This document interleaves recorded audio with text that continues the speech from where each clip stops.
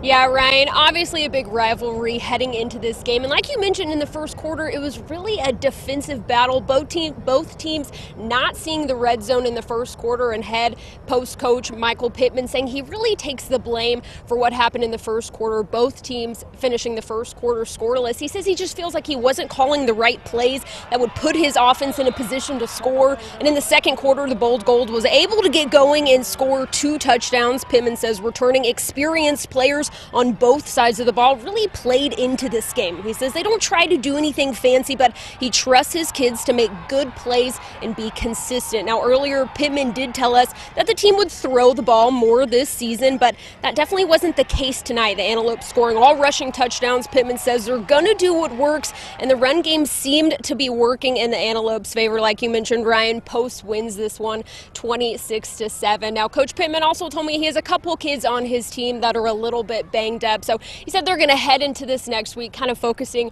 on recovering, preparing for their next game. But he says all in all, he's really proud of his team. Like you mentioned, they don't look too different from last year, which he said works to their advantage because he can trust his guys out there on the field and he can trust their experience. Ryan?